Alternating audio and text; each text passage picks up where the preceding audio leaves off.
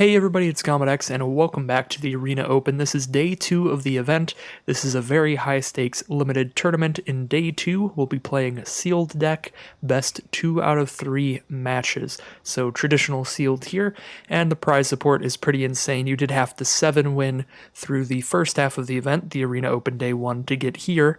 And so in this half of the event, you get 1 win, you get 2,000 gems, 2 wins, 4,000 gems, 3 wins, 6,000 gems, 4 wins gets you 10,000, 5 wins gets you 20,000, and of course, what everybody is fighting for here, at 6 wins you get $1,000, and 7 wins, $2,000. So really high stakes event here. You're kicked out after 2 losses. You only have 1 loss of breathing room. Yeah, needless to say, I'm pretty nervous. This is going to be pretty high stakes. A lot of very good players in day 2, because not only is it the people that are just trying to compete in a high stakes event, it's the ones who made it through day 1 of that event. So even harder competition at this point. So I have done things a little different this time around. I did spend a lot of time looking at my sealed pool and looking over the different decks that are available to me. So we're going to do things a little different in the deck building portion. We're going to overlook the whole sealed pool so you can all see what I have here and see what you would have built, what your general suggestions would be, and then I'm going to pull up some pictures of all the different decks that I have built to try out here, and then I'll say which one I'm going to be using and why. So here we are. Our white gives us access to a good aggressive curve, but not much else. That being said, having multiple 2 and 1 mana cards that are all very playable is really solid in sealed. If you don't have very many like really powerful bombs, you can just try to outrace the slower multicolored kind of snow decks by playing just a consistent curve, playing all of your cards to the board, everything that like impacts the board and like bashes your opponent's face while maybe they're playing some draw spells, some stuff that makes you discard cards. You're just trying to smack them down before they play any of their big stuff. So white lends us very well to that strategy with these pretty good 1 and 2 drops. I mean, Code Spell Cleric's good with enough cheap support, Clarion Spirit's fantastic with enough cheap support, and then Shieldmate and Story Seeker are both 2 drops I'm always happy to play in an aggressive deck. We also have 1 really good removal spell, Bound in Gold. We've got a flyer that brings back one of our early drops, the Shepherd of the Cosmos. Should put Valor of the Worthy back in here because I'm showing all the white cards. And triple Starnheim Courser, which we do actually have, obviously the enchantment Bound in Gold, but a lot of good equipment here. We've got double Gold Vein Pick and a Raven Wings, so the Starnheim Courser does make cards like these cheaper if we top deck them later to make it easier to double spell with Clarion Spirit or Code Spell Cleric, something like that.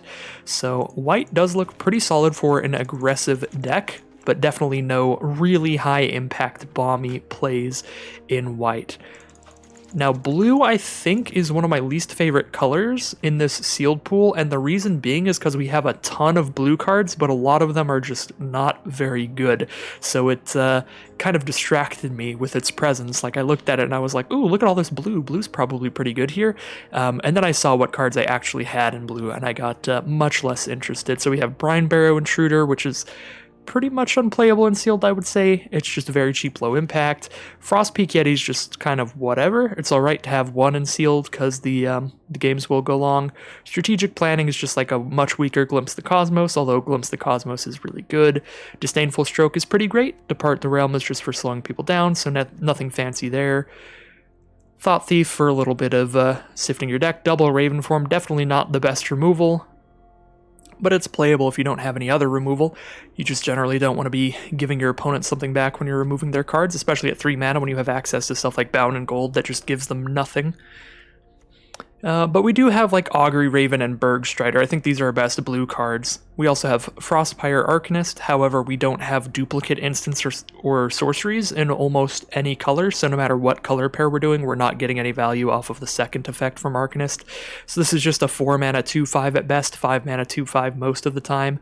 And then Reflections of Lityara is our blue rare, so this would allow us to potentially play like a blue-red Giants deck and try to get a bunch of copies of Giants, but the thing is, as we've seen here, our blue's actually pretty empty, a lot of mediocre cards in it, so maybe like a little bit of a blue splash for like Bergstrider or something, but even then, blue is not exciting me very much in this sealed pool. And then we have black, which has a couple great rares and some decent stuff here. In general, our black does have like Way Down if we're really aggressive for removal, Village Rites a little draw if we're really aggressive. The problem with the black here though is it has like the cards like Village Rites and Way Down that are good if we're really aggressive, and then not a single creature at 2 mana or less. If you're going to be playing a very aggressive deck in sealed, you really want to make sure that you have like 1 and 2 drop creatures so that you know you're consistently out racing your opponent. If you're not consistently putting pressure on the board in the early turns, then your cards are just going to get all outmatched by their bigger plays in the late game.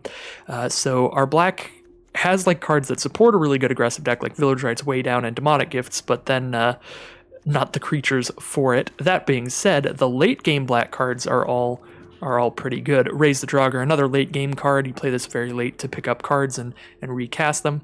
Wither Crown, decent removal. And then we've just got mediocre creatures in the middle. Jarl's probably the best creature here out of all these. Feed the Serpent, great removal. And then at 5 mana is where things actually get a little exciting for black. But as I said before, a lot of our other black stuff is it's pretty awkward. So we have a double Draugr's Helm, 5 mana for a 4/4 menace, move this equipment around later, solid value card. Tergrid, God of Fright. Tergrid's Lantern is just a really brutal, bomby artifact, really hard to beat. Even if you're just doing this once a turn, it's a pretty efficient threat, and this gives you the ability to untap it and potentially make your opponent make that difficult choice multiple times a turn. So the Lantern's really good, and the God of Fright, even on the front half, is an impressive threat. 5 mana for a 4/5 menace. That's potentially getting you more stuff if you have discard spells or sacrifice spells. Of course, we don't have any of those in this sealed pool, but like potentially. Return Upon the Tide, generally just too much mana for what it is. Not really a card I'm playing. Dread Rider's a big old late game card. And then, of course, the other black rare we have is Haunting Voyage, which is potentially quite powerful. For 6 mana, return 2 creatures from your grave to the battlefield. However, they have to share a creature type. And our creature types in this sealed pool are very disparate. I've looked through on the creatures here. It'll tell you what types you have in your current deck. I've looked through with every 2-colored pair with like every creature in those colors in, and the most we've ever had of one creature type was like three matching creature types. So this Haunting Voyage can even sometimes even only be bringing back one thing. So even this really powerful mythic, it just doesn't combo that well with our sealed pool, unfortunately. So while I do really like Tergrid's Lantern and the Draugr Helms and Feed the Serpents, our black isn't super insane. It's a pretty weird curve, and our other rare Haunting Voyage isn't going to work as well as it should, although it would still be powerful. So black, definitely a bit of a coin flippy kind of color there. The difference between power level of our most powerful cards and just the general synergy of the pool itself makes black a little wacky, where we have really powerful plays, but a lot of our cards don't work together super well. They're just kind of weird. So what do we have in red? Red, pretty similar to white. However, we don't have the good early game stuff for an aggressive stuff. We have the good later game stuff for the aggressive deck, I feel. In red, we do have Frostbite and Fearless Pup. Great support for a very aggressive, quick deck. Vault Robber, not so much. This is kind of just a filler 2-drop, even in an aggressive deck, since it's only got 1 power. Dual Strike could like copy a removal spell, so sometimes this is okay. I haven't ever really had this work. It's kind of a weird card because you need to draw this and another instant or sorcery. And at that point, you only get to copy, like, you don't really choose what you're copying, it's just whatever you draw at the time. So it could be good with like a Frostbite and a Demon Bolt, but I'd probably want more cards to combo with it to play it. Demon Bolt, obviously great removal. Dwarven Hammer can win games on its own. 5 mana for a 5/1 Trampler, and then all of your other creatures getting +3/+0 and trample. One at a time, of course, but that allows you to start using your cruddy little 1/1s in the late game to keep hitting your opponent. So Dwarven Hammer is absolutely brutal. I would say this is on par with most of our rares. This card's very good, and I'm always happy to have it. Open the Omen Path's generally unplayable and sealed. Craven Hulk, pretty mediocre, but we do have Calamity Bearer, so we would want to run it just for that. Calamity Bearer, a 4 mana 3/4, but whenever our giants deal damage to a permanent or player, they do double damage, so Calamity Bearer is basically a 4 mana 6/4, and it would make Craven Hulk like an 8/4, so cute little combo there. And Calamity Bearer is quite a powerful card, so when I saw that in the pack opening portion of this sealed build, I saw Calamity Bearer and Reflections of Lityara. I got really excited about blue-red giants, but as you can see here, we have 2 giants in red, and we had just not great blue cards, so I don't think blue-red giants would really work too well. Then we've got Double Mob, which is always great at the top end of an aggressive deck, so I do like the red support for an aggro deck, like red-white aggro could be good here. We've just got more removal spell to help get things out of the way, and then we've got the late game powerhouses to support the early game plays that white gives us access to. So I do like the red for aggressive stuff. And then we have our green, which is... I did listen to the limited resources on Sealed now. I figured I should since I made it to day 2, and green is apparently one of the most important colors in Sealed, because green has enough mana fixing in the set that you can often run green as your base color and like splash in pretty much all of your bombs. However, we did not really get a lot of the mana fixing that they were talking about. However, we did get a couple. So we have Horizon Seeker, and we have Spirit of the Alderguard. That's it for our green mana fixing. We also have Shimmerdrift Veil and some duels. However, our duels are kind of awkward colors. Our duels are good for splashing in black or just playing green-black, so I definitely took a hard look at Golgari, Jund, stuff like that. But no, green-white duels is rough with double Maja, Bredegard Protector. And yeah, just the general green mana fixing. We would have loved to have Blessing of Frost or just a little more mana fixing in general in the green. I guess we have the Sentinel, but that's definitely one of the weakest ones, requiring you to tap 2 creatures to mana fix here. So the mana fixing isn't great in green. However, we've got some big beefy creatures and multiple fight spells. Double Blizzard Brawl, Struggle for Skemfar as removal spells, fight kind of things. Blessing of Frost, but again with not like a ton of snow sources here. So I don't even really like Blessing of Frost that much. You either want a ton of creatures with power 4 or greater or a ton of snow sources to make this card really work.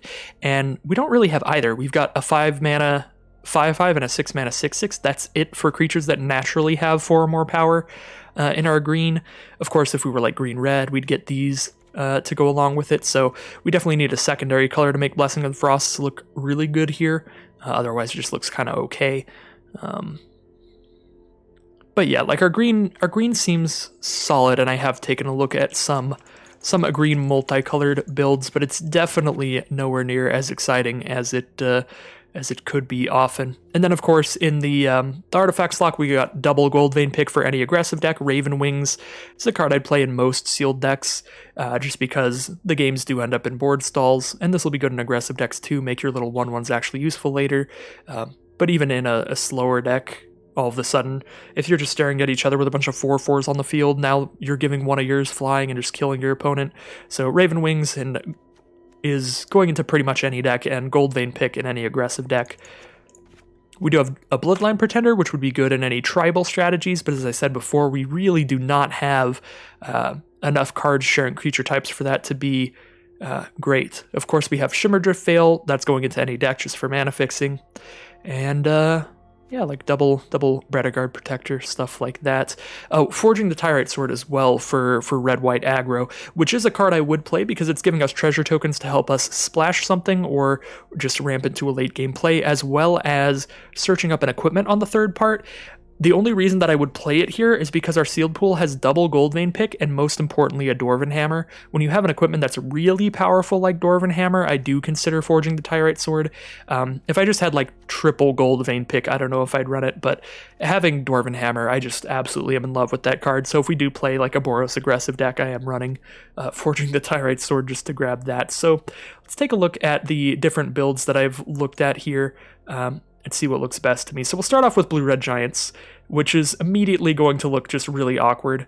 So So you can immediately see why I didn't go with blue-red giants here. It's just really got not a lot of early game plays.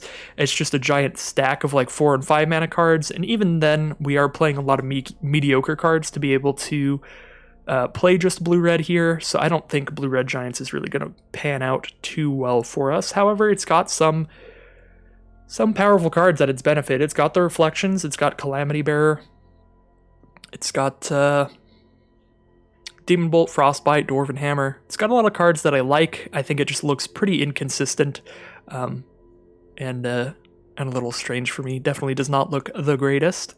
Then we got red-white splashing black. This is what the red-white aggressive deck would look like. I did cut down to 16 lands on this. We have double Goldvein Pick, Forging the Tyrite Sword, 1 Snow-Covered Swamp in order to splash in Tergrid's Lantern there. I think that splash is worth it, because Tergrid's Lantern is just such an intensely powerful card, and it seems like a great top end for an aggressive deck, because then when you've pushed them down to a low life total, maybe they've stabilized or something, so your creatures can't get in anymore, you can absolutely just try to finish them off with that Lantern. But yeah, with 3 treasure producers and a snow-covered swamp, I think we can get there with the splash pretty easily. And yeah, I do really like this deck because of the aggressive curve being able to fend off against slower, splashier, multicolored kind of decks. And especially if we're on the play, I think that this deck has a lot of potential. We have 6 good creatures at 2 mana or less. We've got triple Starnheim Courser, which helps us cast Dwarven Hammer, Tergrid's Lantern, Bound in Gold, Goldvein Pick, Raven Wings, Forging the Tyrite Sword, all of those cards 1 turn earlier, or for 1 mana less to be able to double spell easily with Clarion Spirit. So the fact that Starnheim Courser isn't just a 3 mana 2/2 flyer, but its additional text actually matters a lot in this deck as well, makes me excited.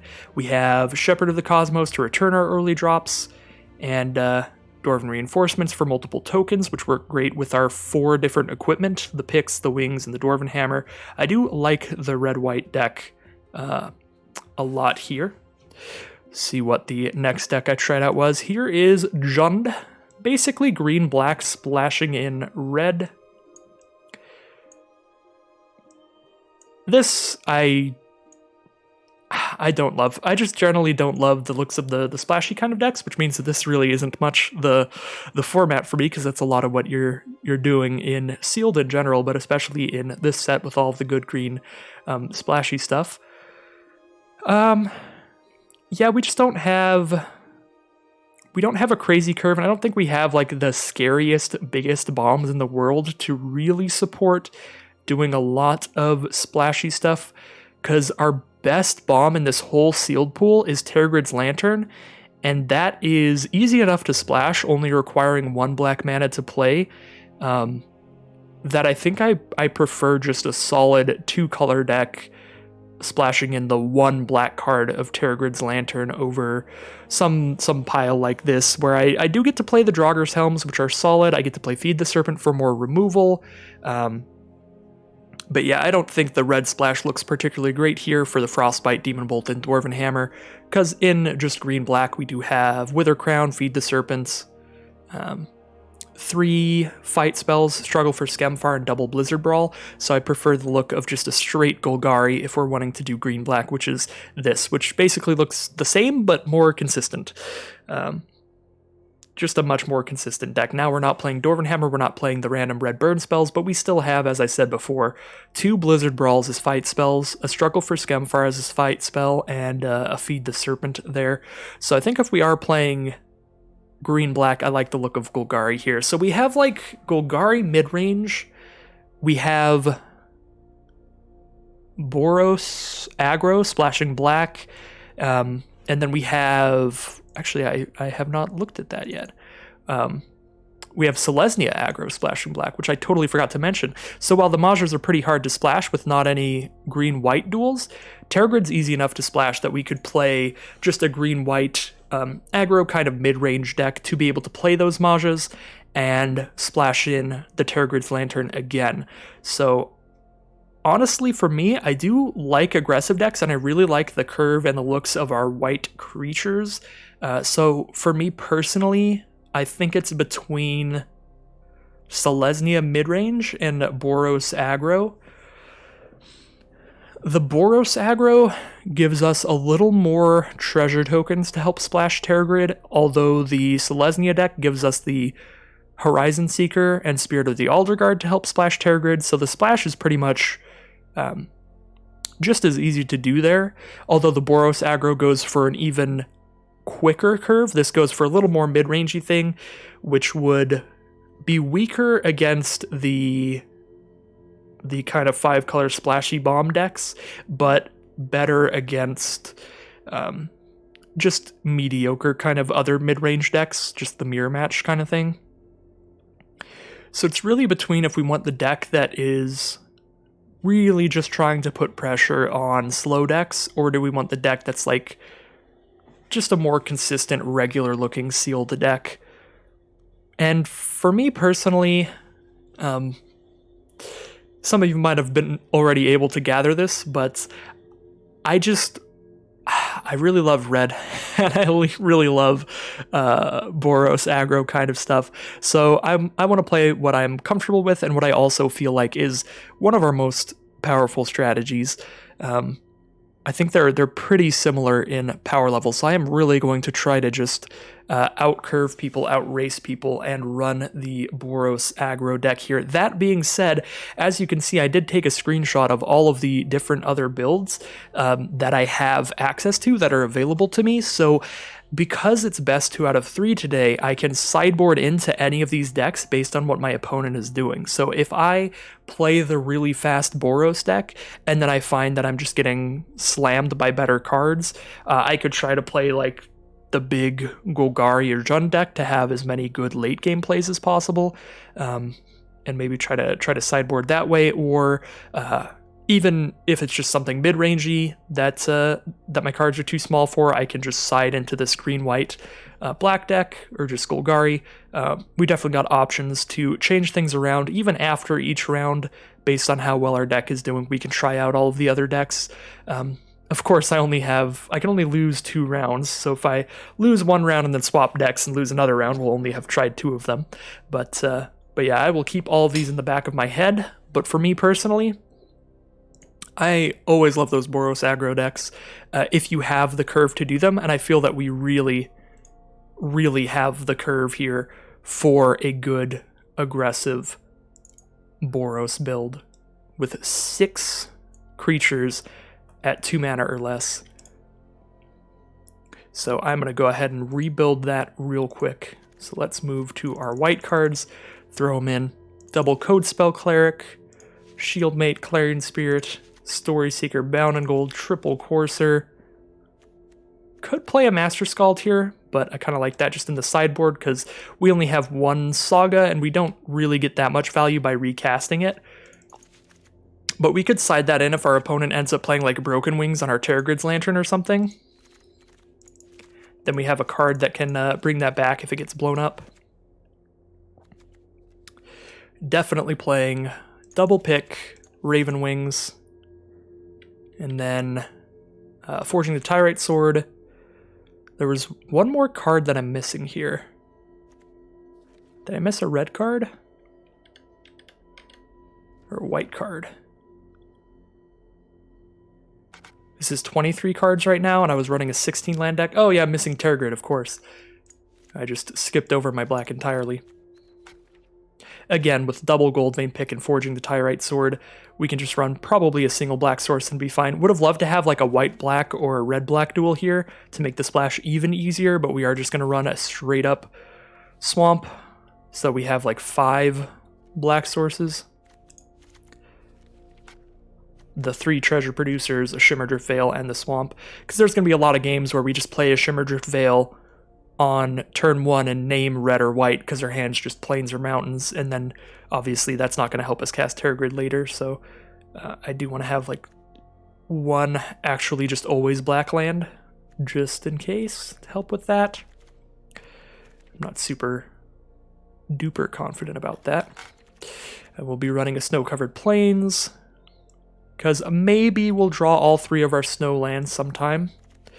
Not super likely, but if we do, Frostbite will do 3 damage. There's really no downside to running the untapped snow lands. The only card that would kind of screw us over would be the white rare that makes them all come to play tapped when it's a creature, but the back half of that card, the artifact half of that card that prevents 1 damage that would be dealt to you and all of your creatures forever, is just really absurd, and that is almost always the half of that card that's going to get cast, so it's very rare that we'll see the card that makes our snowlands come to play tapped. Alright, so here's the Boros Splash Black aggro deck that I'm obviously in love with, and this is what I'm going to run here, but again, not super confident in the format. I have been doing pretty well in sealed lately. We did win the arena day 1, and I did a 7 win and a sealed right before that.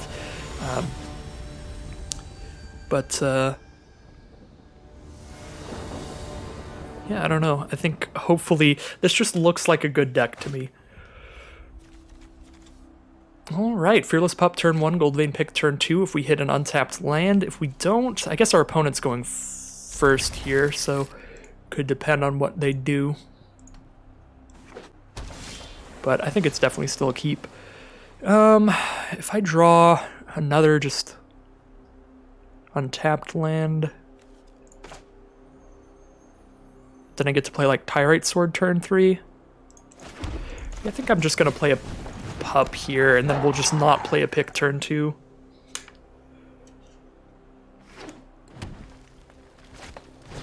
Opponent's on blue-green, starting off with a Pilfering Hawk. We did hit our Dwarven Hammer, which will obviously be good later. We do really need white mana here. A lot of white cards in hand.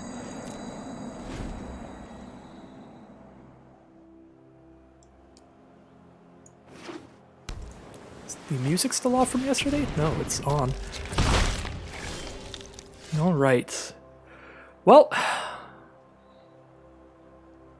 not hitting a third land is going to get really awkward real quick here, especially with that Mistwalker there to block Pup all day long, even if we throw a pick on it. I think I just foretell Demon Bolt here because that Mistwalker we're never going to get in and get any treasure tokens here. So we do really want to kill Mistwalker, so I'm just going to foretell a Demon Bolt and pass.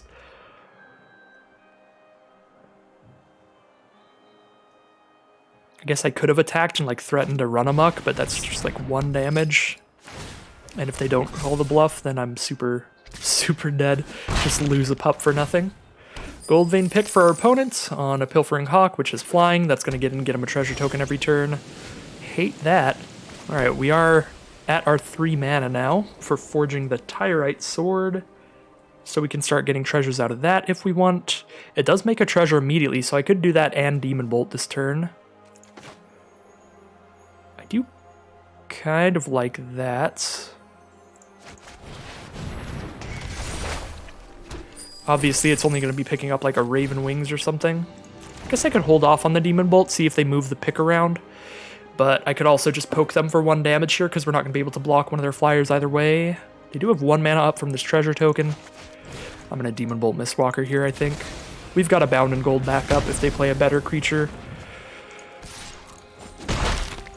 If I really wanted to stop them from getting a treasure, I could just hold back, not deal a damage to them here, and then shoot Pilfering Hawk when they attack. But they've already got like 5 mana plus 2 treasures. So. Alright, well. Just gonna lose to Coma. There's really nothing you can do against Coma, just at all. We could shut off its ability to attack and block, but it's still gonna make a 3/3 every single turn. So we have to somehow beat an opponent that gets 2 3/3s every turn. Or just 1 3/3 a turn, whichever way you look at it. They get a 3/3 during my turn and a 3/3 during their turn. So essentially every single turn they're playing 2 3/3s alongside whatever they're playing. Yeah, I mean, that's really just a concession, isn't it?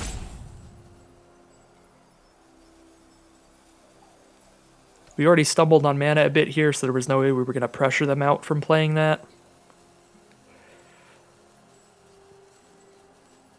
Yeah, I mean, that'll do it. Oh, I guess we do the best we can. We get to shut off its ability to sacrifice the serpents, so they can't tap our stuff, at least. But, yeah, I mean, Can't really beat 2 3/3s a turn.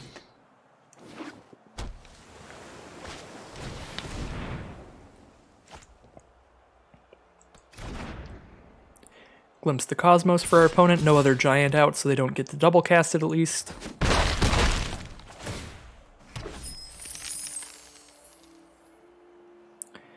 Well, I don't think this game is going to provide us very good information on what we should have built as our deck, because any deck we built would lose to Coma.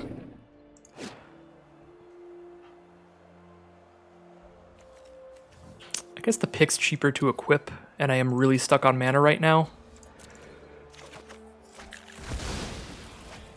So it's more likely we could play that. That being said, I don't think we're playing it anyway. I don't think we're playing either of them. We're probably just running out a Courser. It actually just really does not matter whatsoever.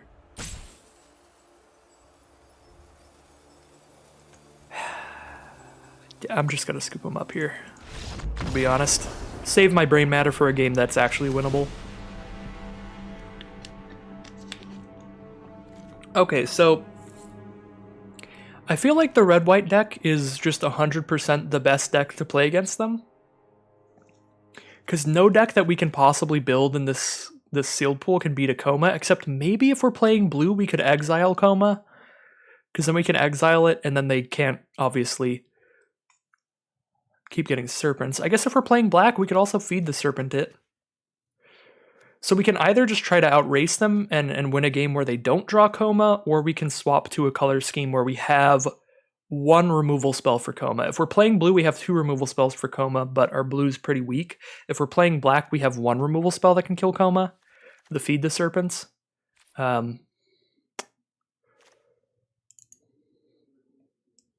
I'm going to swap to Golgari here, I think.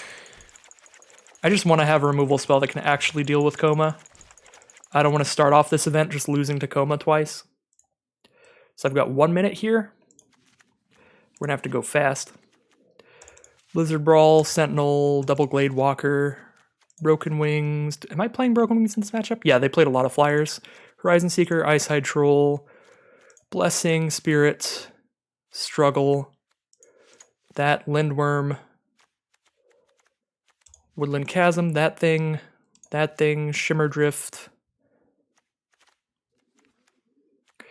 Where's the black? Oh my god, I'm gonna run out of time. Draugr's Helm, Raise the Draugr, Witherbloom, Feed the Serpent, Jarl, Draugr Faithful, Tergrid, Haunting Voyage. It's 27 right now. Snow-Covered Swamp. 5 lands. 7/5 split.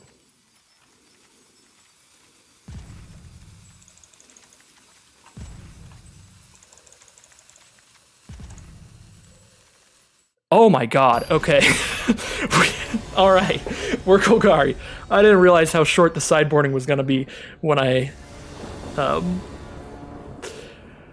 thought about potentially siding into other colors. Oh my god, that was nerve-wracking. Well, this is not a good hand. We are on the play, though, so mulliganing hurts a lot. We do have double snow sources for the Icehide Troll, which is pretty impressive. Raise the Draugr is definitely not great here. I'm just going to keep this. We moved into the slower kind of strategy that is just trying to draw Feed the Serpent if they play Coma, so we're not, like, mulliganing to get a more aggressive-looking hand, I think.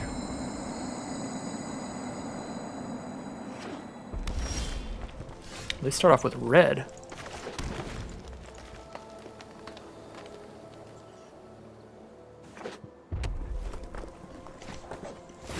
What are they, sideboard into Boros here? Try to out-sideboard my sideboard? Do we start with Coma's Faithful or Icehide Troll here? Probably Faithful. We want to draw removal for that instead of Troll. If I just tap out for Troll here and this Foretold card's a Demon Bolt, that's going to hurt a lot. Ooh, they are stuck here. So we are going to tap out for an Eyesight Troll without the mana to give it indestructible, just to keep an aggressive start going here, because they're stuck on 2 mana. God, yeah, they're really stuck on 2 mana. Okay. Can't hold up Double Snow if I cast Grimjogger, but I'm still just casting all my creatures, I feel.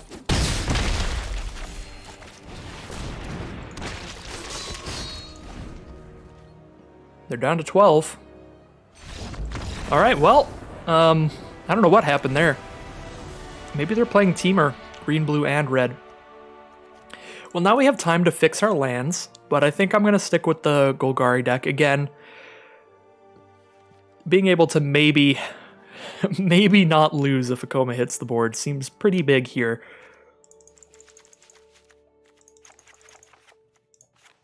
And I might be running 18 lands right now because I built this deck so fast, I'm not sure. We will find out.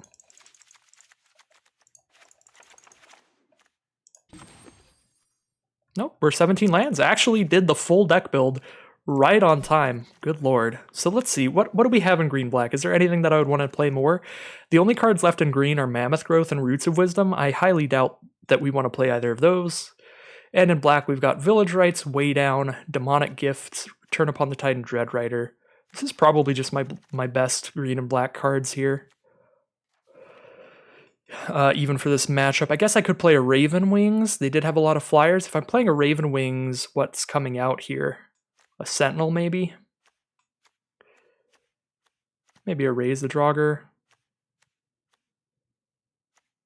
Could be Broken Wings.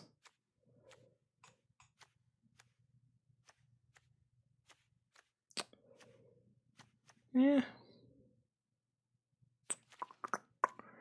Yeah, I think Raven Wings is the only thing I'm seeing that like should maybe go here if we stay just Golgari here. Could splash in blue and play like a Bergstrider. Could splash blue for double Raven form, but just really be ready for, you know, whatever. Let's just be super ready for Komas. Cut 1 green and I'll cut 1 Raven form. We'll splash in a single Raven form here. Cut a Raise the Draugr. Sure. I don't know about that. I just hate Koma, so it's slightly more prepared.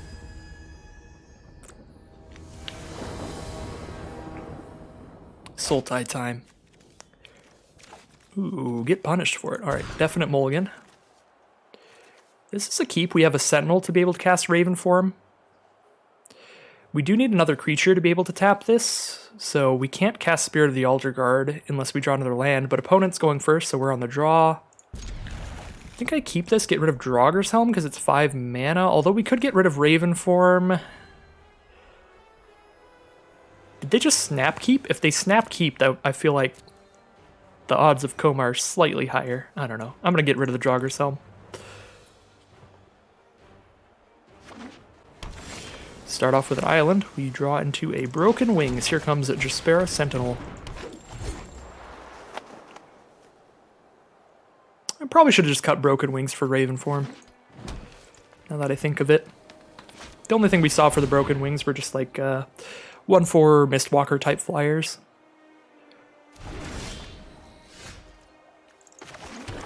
Alright. I do have a turn 3 creature now, which allows me to tap Sentinel for mana, so I do like that. They're playing Teamer, green, red, and blue. There comes a 3/2. Well, a 0/4 is going to block that well. Of course, we don't get to play it quite yet. I do have Raven form mana, but we're not going to Raven form their 3/2. We'll probably just trade if they offer.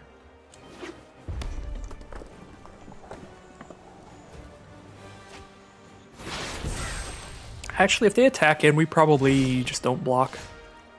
Alright, we did draw the mana for Spirit of the Altar Guard.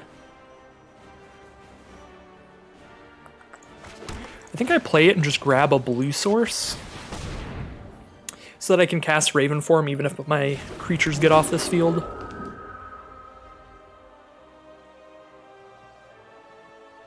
Probably like Rimewood Falls best. I don't get to play another land this turn. I already played land for turn, so grabbing Snow-Covered Island doesn't let me like give Draugr Manus an attack or anything. So we just take... I guess I have 4 green sources, so we just take the untapped blue source. Could also take Shimmerdrift Veil, because then I can play it for blue if I don't draw a double black card, and if I do draw a double black card, I can just play it for black. Wish I had a blue-black duel here, that'd be perfect.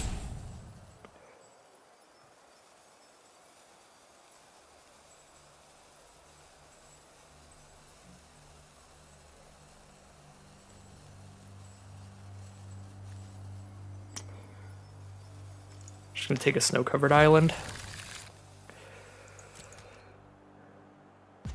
Pass. I do want to be able to cast Ravenform even if something happens to Sentinel. But I guess I do have Feed the Serpents and Haunting Voyage in this deck that both require double black. Terragrid will just cast Terragrid Lantern, that costs a single black, so we can do that. Alright, Foretold a card here.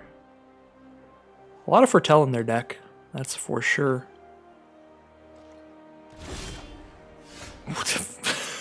Alright, I drew my double black card.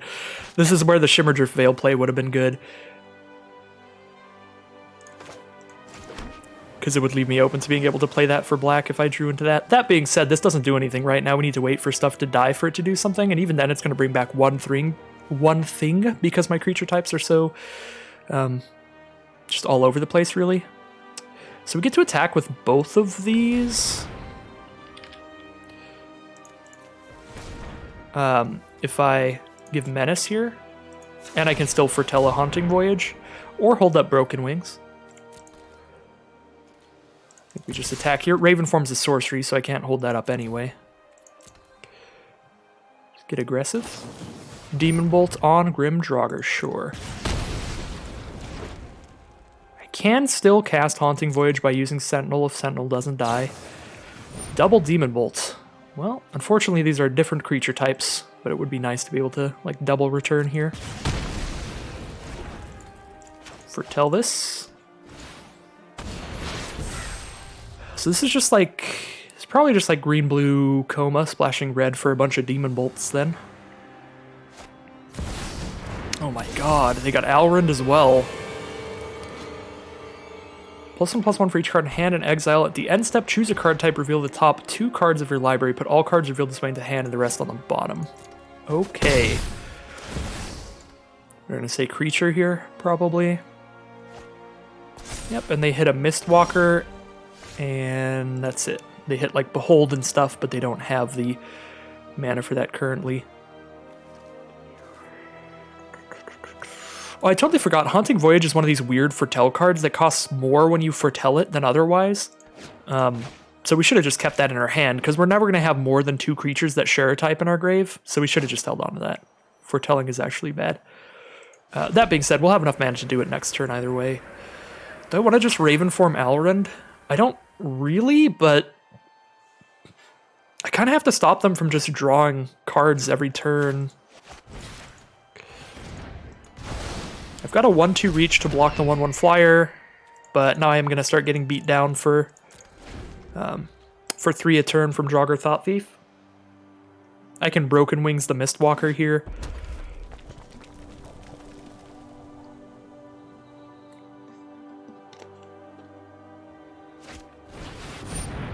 Bergstrider. Okay, tap down the creature to just send in for 4. Plus they get access to Glimpse the Cosmos again. That seems pretty bad for me.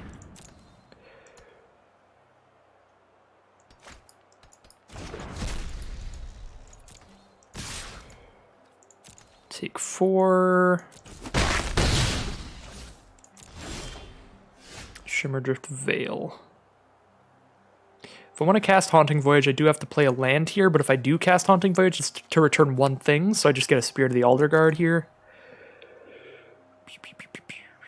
Which will not be big enough to block Bergstrider in trade.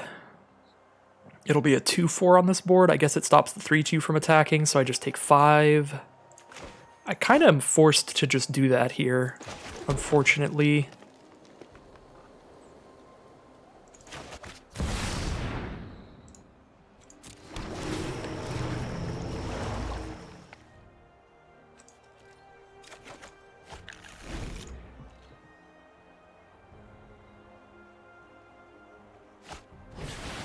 Marite of the Frost. Oh my god, now they get a 6/6 Berg Strider. Tap down my only blocker. I do have Blizzard Brawl here, which is going to give Indestructible.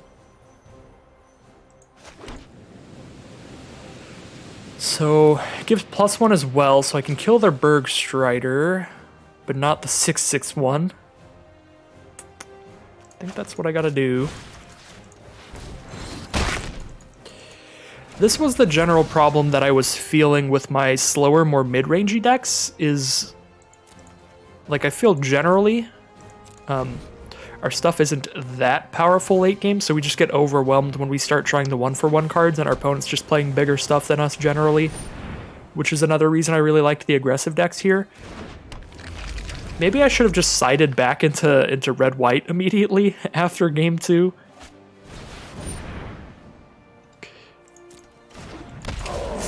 It obviously would have worked out in hindsight with how they drew here.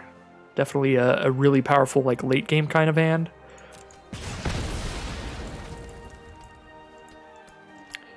But yeah, we're super dead.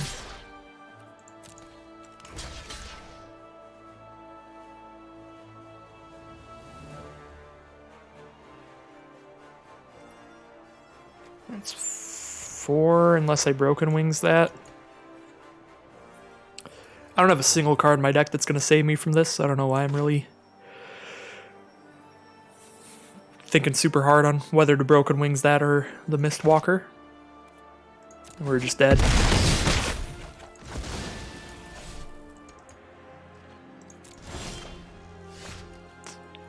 Definitely much too late for that.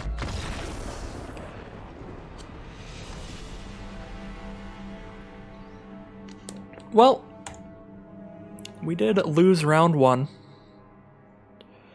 I think losing the game to Tacoma was super brutal, but that final loss was definitely deserved. They just had more powerful stuff going for them than we did in our more mid-range Golgari type strategy. So I do think that the Boros Splash Black is gonna be better for us generally. So I'm going to stick to that for game 1 here in the next round.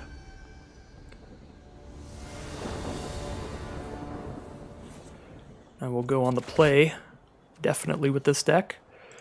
Keep this, got Dwarven Reinforcements coming up turn 3.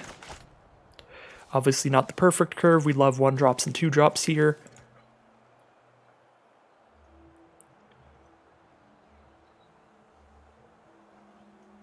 But we have some powerful cards like Calamity Bearer coming up.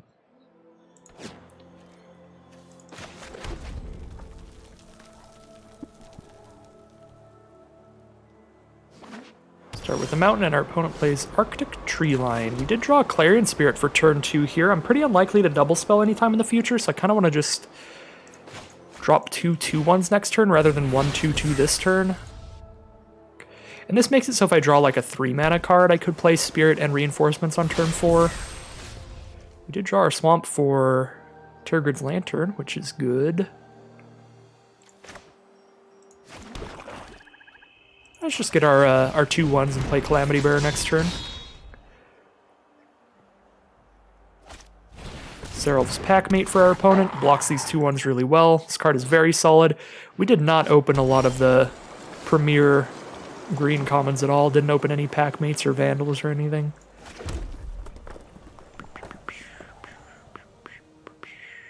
I don't think we send in here.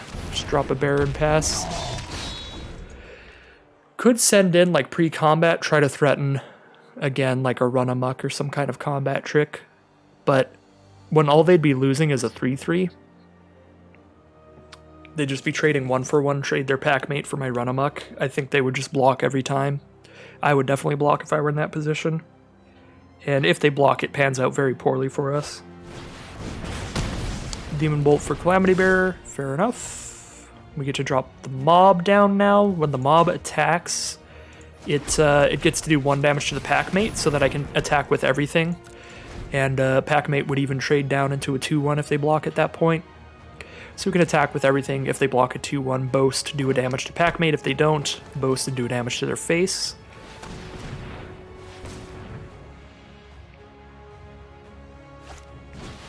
Glittering Frost. Didn't get any of those in our pool either. Finn the Fangbearer for our opponent. Finn's pretty great here because it just blocks our mob and kills it. That's pretty brutal. We probably play Spirit into Hulk here to at least get a flyer. And then we can start poking them with that and Craven Hulk. Yeah, because the other thing is, like, even if Finn didn't have Death Touch here, if I attacked with everybody, they could just block 2-1s on both of these and only kill 1 blocker. We drop down Craven Hulk, get a flyer out.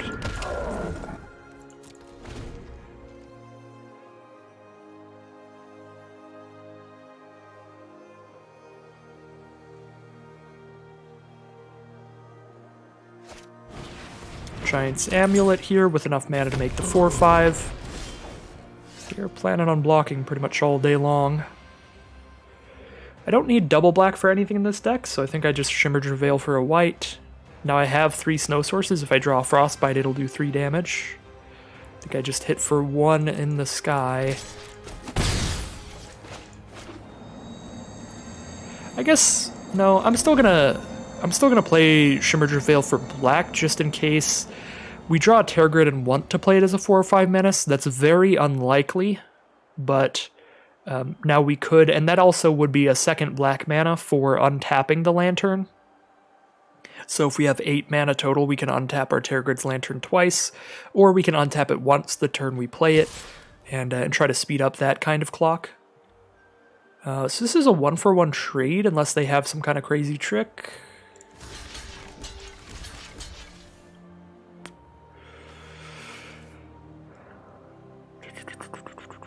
I guess it is. It's a 1-for-1 trade only against a Craven Hulk if I block this way. If this is like Mammoth Growth, +4/+4, we lose a Craven Hulk and a token, that's not that bad. Yeah, we're not losing a lot here by getting combat tricked.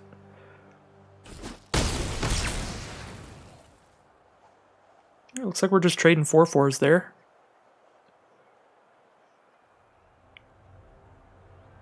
I don't think I wanted to put the mob and the Hulk on there, because then if it is some kind of like really crazy trick, then we would get really blown out. Like something that returns a creature to its owner's hand. If they returned the mob to our hand and then just killed Craven Hulk without losing a creature there, that would have been really bad for us. Definitely not as bad when we're just losing 1/4/4. Draw another flyer here, that's pretty good.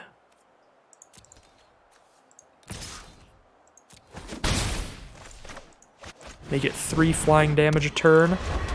Could hold off on that to try to get another spirit out of it by double spelling, but I think it's just going to be a quicker clock to just play it right now and start doing a 3 a turn with flying damage. We do have our 8 mana. If we do draw Tergrid's Lantern, we get to do it twice the turn we draw it.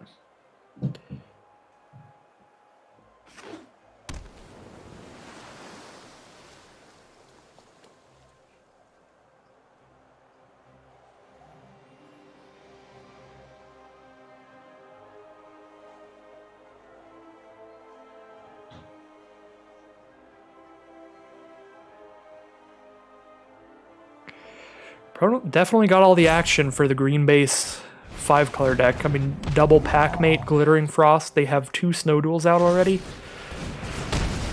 Here's Squash.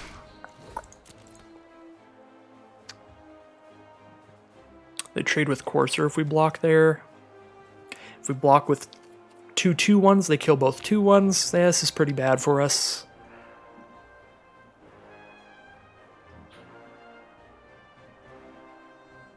The only way we're doing a 1-for-1 trade is if I block with both my 2/2s and then they kill our flyer, which is like our only way of poking in for damage here, but we're not going to be able to be on the aggressive here, so I think we have to just clear out the attackers when we can.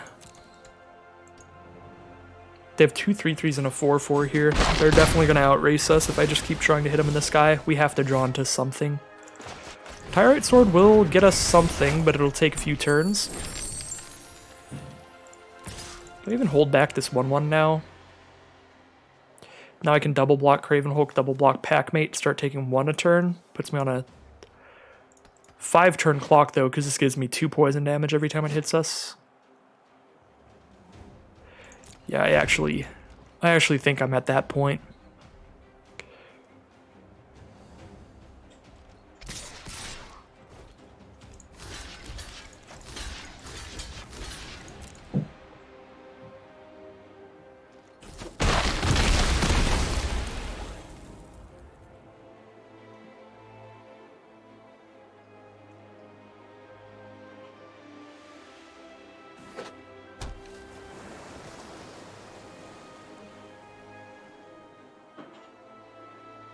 Just a land for our opponent. Never mind, I shouldn't have spoken any words. That is a Ravenous Lindworm, going to be a 6/7 hexproof here.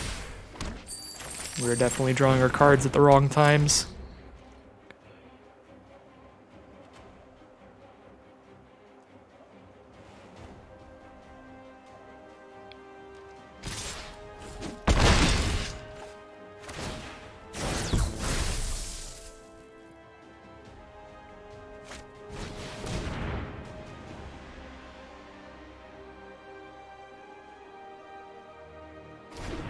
Realm Walker here for humans. And a Scary Firewalker from the hand. We don't have a Doomscar or anything. So this game's pretty much over. They've got more than 10 on board. Yep. I guess I get a creature now, but blocks there. We take 6. Well, technically don't die. Guess I should play it out.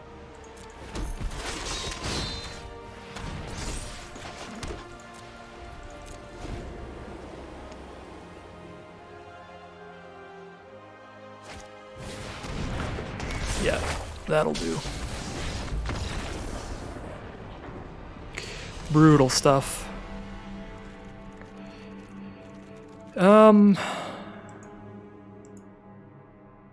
Yeah, I mean, that was just the 5-color green-based decks that are really good and sealed when you have the support for them, like Glittering Frosts and a bunch of duels. Because then they get to play all their best multicolored cards, like Binding the Old Gods and stuff. We just don't have the support to try to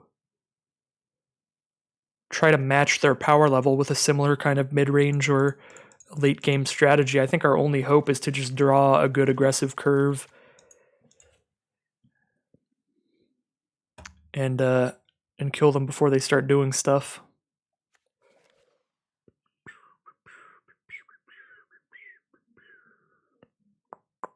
Yeah, I mean, I think we just stick to Boros here, honestly.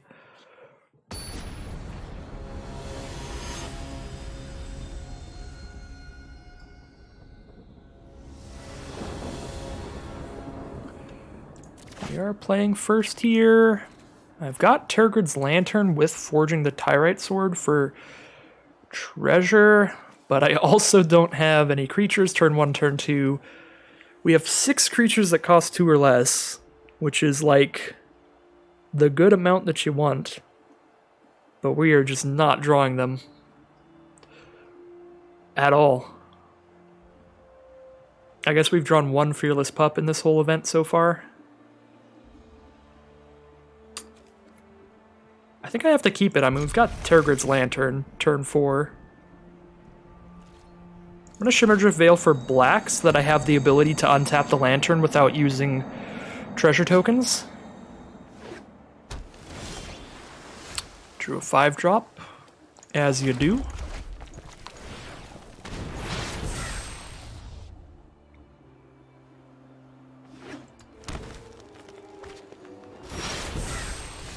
Demon Bolt here.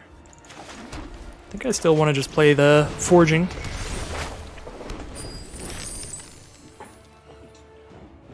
Start getting treasures.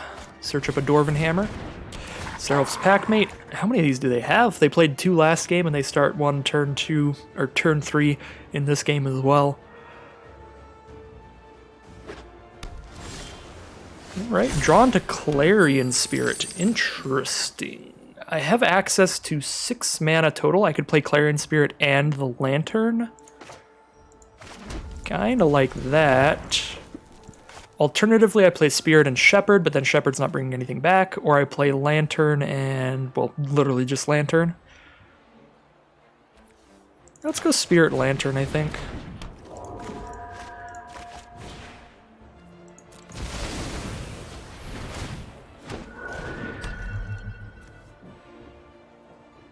I think we want to do this before they draw, so they have less options. And they're just going to take the 3. It's pretty likely. We're probably trying to race them here. So we've got a Lantern potentially poking them for damage. We'll just take the 3, try to crack back, Demon Bolt something away. Oh, this is a struggle for Skemfar. Blizzard Brawl. Alright, well, goodbye, Clarion Spirit. And a Raven Wings. Demon Bolt would get rid of their only creature now. Am I picking up Dwarven Hammer? I believe I am. Pick it up and just play it right now.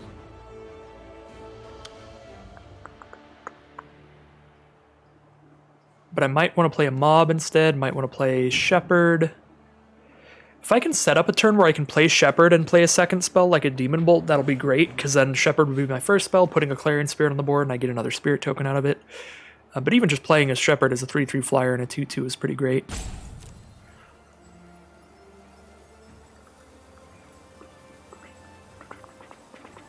I guess a 2-mana spell would be easier to double spell with, but I think Dwarven Hammer is just powerful enough, I just want that.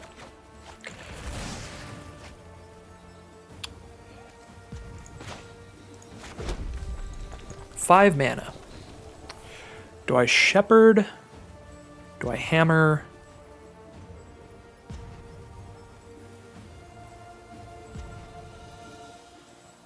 I think I'm gonna Hammer here.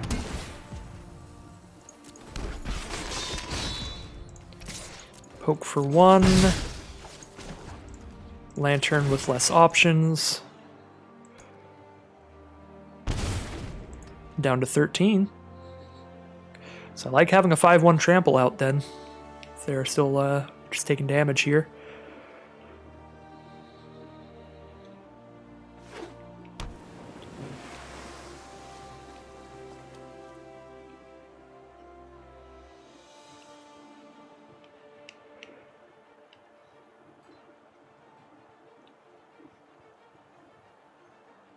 Five cards in hand. Still not gonna trade. Still trying to be on the aggressive here. Although, should probably be getting a little concerned about my life total. They get a 4/5 blocker here. Well, that trades with my 5/1 trampler, or they just take 5 to the face. That does give them an equipment to sacrifice to the Lantern, though, which I do not like at all. I did draw a 1-drop that I could double spell with. However, I only have 1 white mana, so I can't do that. This is on black still. So I couldn't play Shepherd and cast another spell here, unfortunately. I could cast a Demon Bolt and a Code Spell Cleric. Just get a counter on that thing. I kind of want to just play a Shepherd, and then next turn I can double spell really easily. So here I think I attack in. Activate Lantern when they have less options. I'm going to activate it right now so they actually take 1 more damage if they sacrifice the amulet than they would otherwise. Alright, they discard a card. Okay. Now we're just going to Shepherd.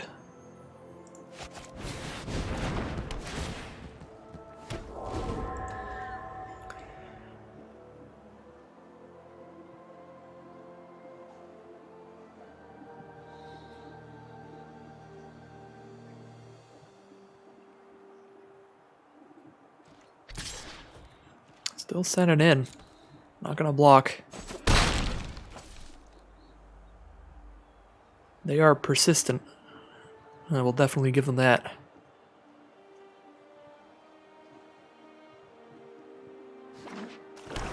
Swamp here, so they got black, green, and blue.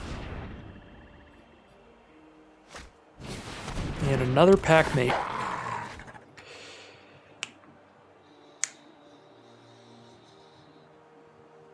If they have nothing else to do, they can at least equip a Giant's Amulet to give hexproof. They could also give flying with Raven Wings, but it does not play around Demon Bolt super well. So I kind of like that they did that, because now I could Demon Bolt and Code Spell Cleric. Then I hit for 3, 4, 5, 6, 7, and I get another flyer. Seems pretty good. What is my other way to double spell? I could play a mob. That's not going to double spell. I could play a Hulk and a Code Spell Cleric. Just trade with the flyer.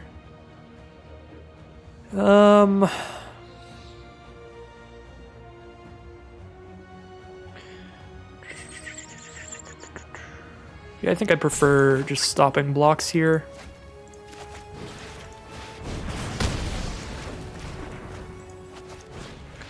Get some more power on my flyers.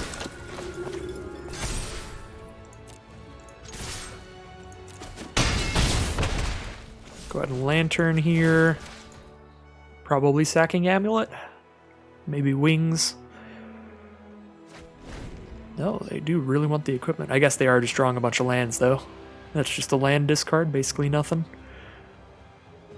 They're down to 5 now, so we really don't have to break through with that many creatures to finish them off here.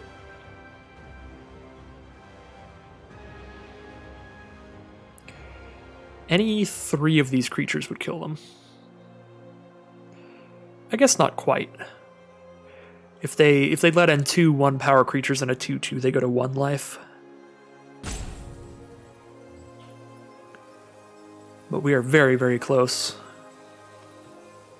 They are dead on board. They do need to do some stuff here. Alright, that is the concession. Yeah, I think we're just still all in on this deck. We didn't see any artifact or enchantment removal, I think. If we did, Master Scald would definitely be an option. Could play Valor of the Worthy just to make my curve even lower. Just cut like a mob or something at 5.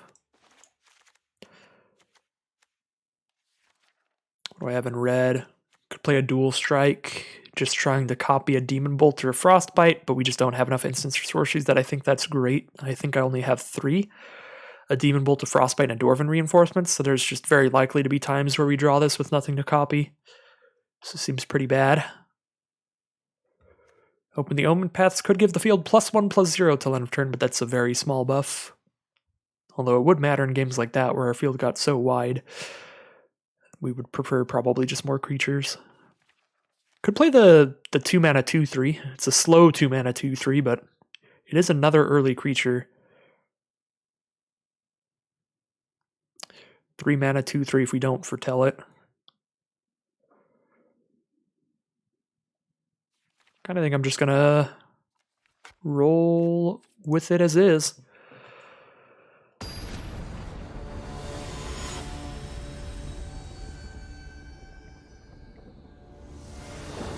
We are going to be on the draw here, most likely. Yep, opponent is going first. We did draw Tergrid again with the black source for it. Again, no aggressive curve in this hand, but we've got a Demon Bolt to foretell turn 2 to kill their first Packmate, of which they will have like 4. If everything keeps going as it has. Yep, there's the Packmate. We do have Forging the Tyrite Sword turn 3 now, which will give us the treasure token to just immediately cast a Demon Bolt alongside the turn we play the Forging, which is good. Yeah, there's Serap's Packmate.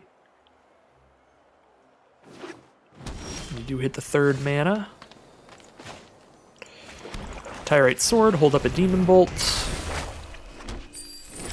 Do I want to just bolt right now before they're untapped? Not particularly.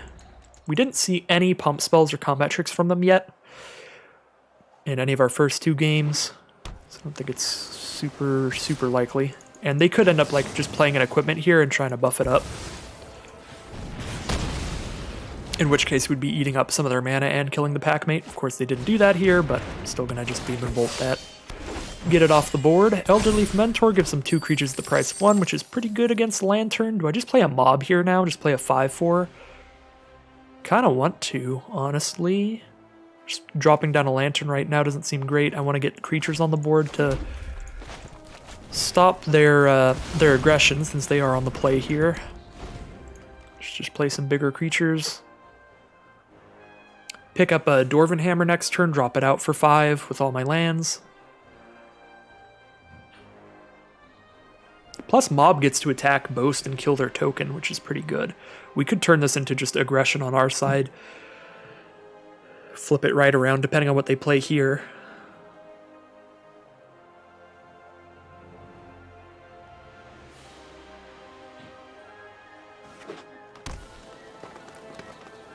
Five mana available, green, blue, and black. The full Sultai at their disposal.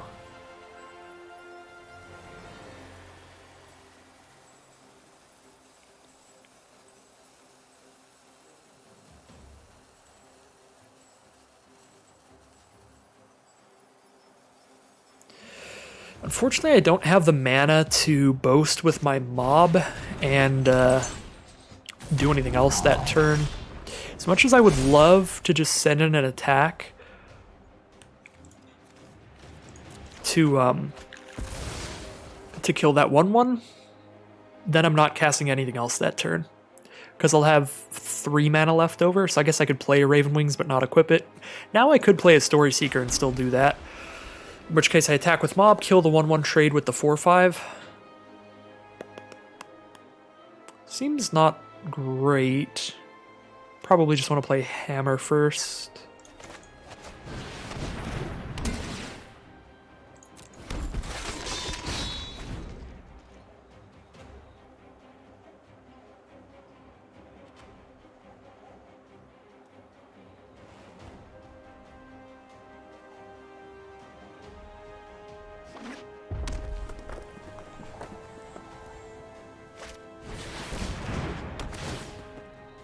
Ravenous Lindworm is definitely a problem. That is a big old creature. I have 5 mana available. I can cast Story Seeker, Pup, and Raven Wings. 5/1 can't attack into Lindworm here. I could play Lantern, but then they get to start attacking me with that 6/6. Because if I double block, I lose all my creatures.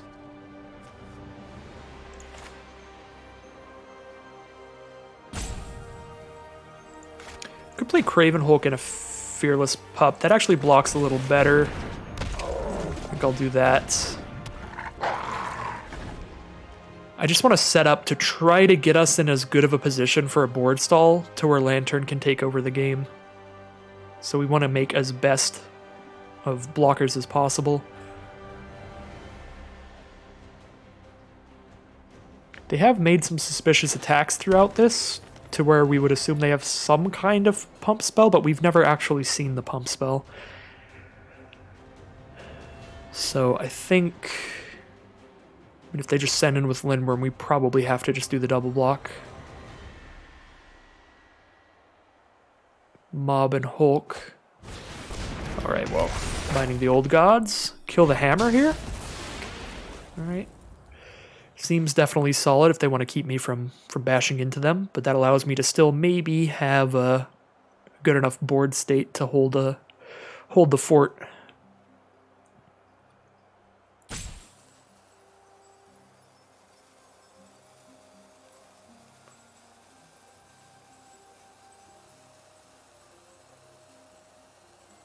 Well, they could make Lindworm a 6/7 with Giant's Amulet, I guess.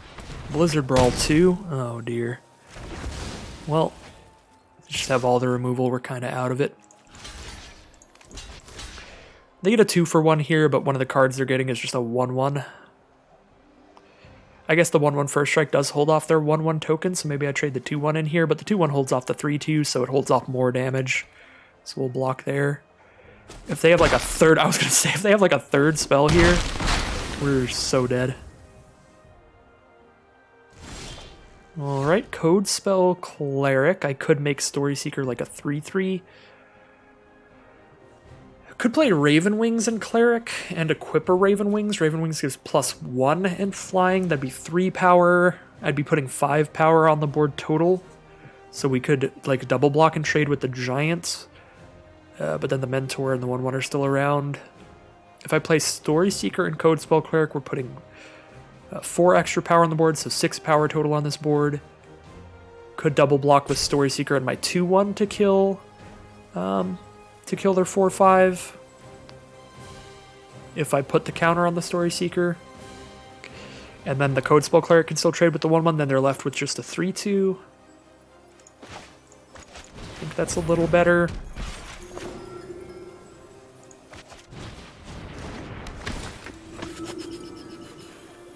With the 4/5, I could also triple block the 4/5 if I put the counter on the Cleric instead, but I think I want to put it on Story Seeker and just go for the double block.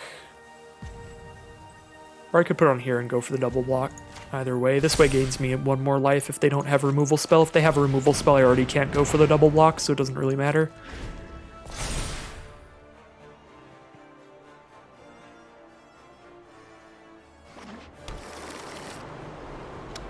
Binding the Old Gods, picking up an Arctic Tree Line, green-white Snow Duel.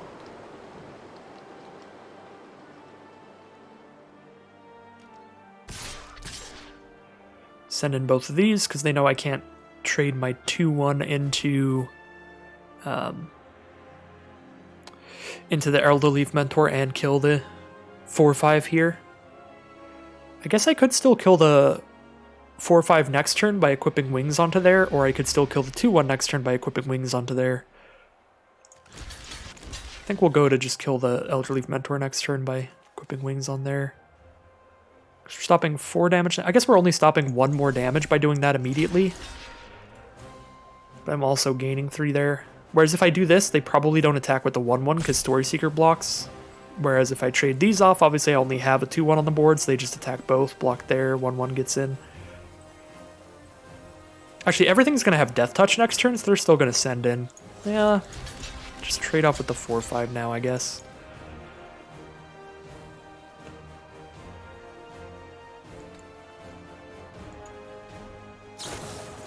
Okay. Yeah, I was going to say, anytime they have a pump spell, I'm just going to lose this game, because I'm set up to where my deck is going to have to double block pretty much every turn.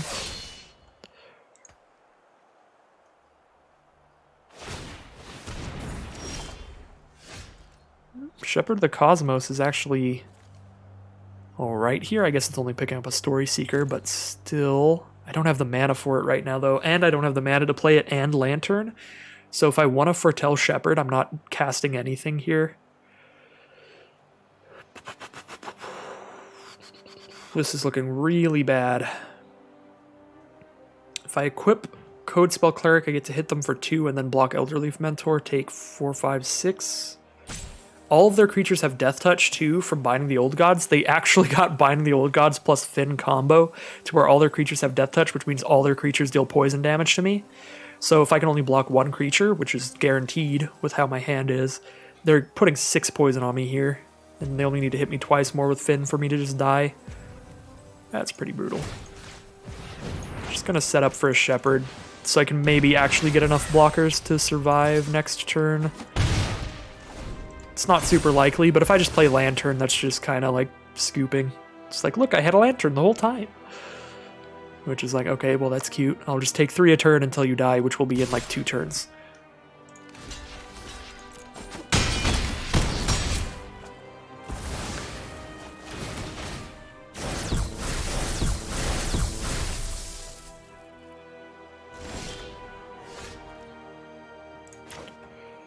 I do have the mana to equip now,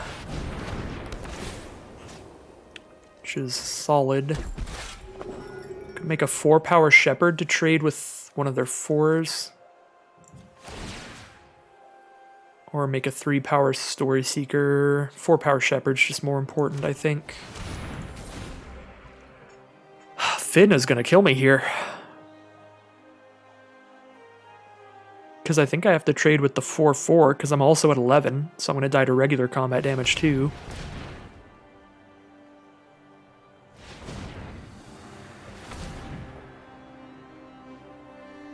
Getting the 6 poison from the Binding the Old Gods there was brutal. Yeah, our opponent's deck is just really good. They have a ton of cards that give them like 2-for-1 values with Seraph's Packmate and Binding the Old Gods and all that kind of stuff, where they're just drawing extra cards every time they're playing something.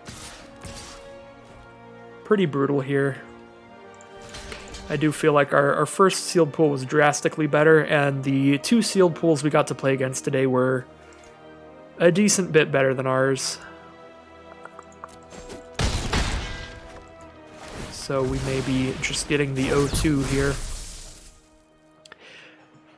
But that'll happen. When you have like a 60% win rate, if you win 7 games and lose 1, then the next 2 are going to be losses. A lot of the time.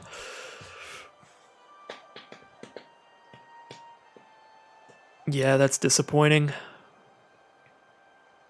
I guess they're just going to move the amulet back to Finn to where I can't block it and keep my creature around, but still have to be able to block Finn here or we die, so we'll try.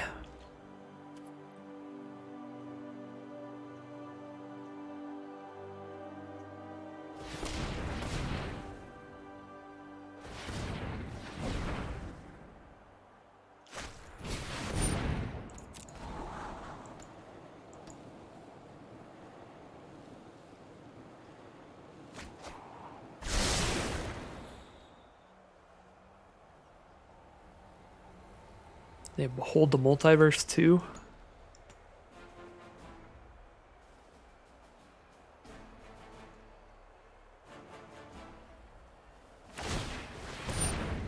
Yep, that's bad. Now we have to block there and just lose our Story Seeker without killing a creature, because if we don't block there, we die to poison.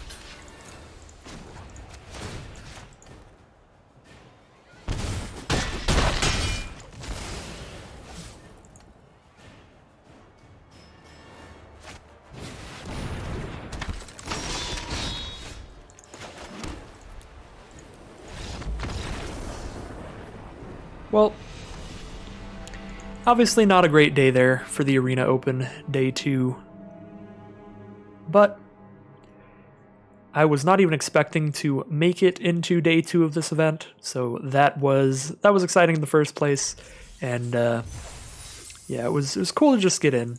Really wanted to get at least 1 win though. Like, I honestly think it's really absurd that you can pay 4,500 gems to play in a high-stakes event and win 7 rounds in a row and then get half of what you paid back. That still seems insane to me. I feel like the prize support is really top-heavy here. But I guess that's just how hyper-competitive tournaments are.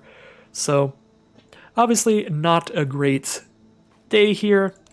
If you have any sealed pools you think might have done better, feel free to leave them in the suggestions below, but try to be nice about it, because obviously it does not feel great just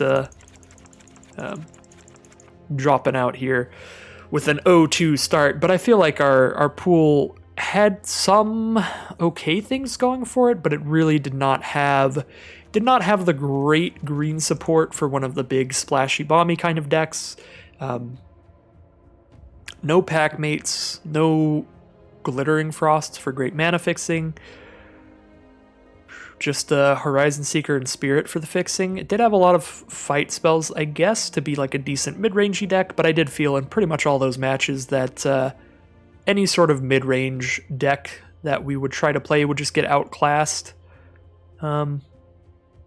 So, did kind of go all in on trying to just outrace our opponents, and obviously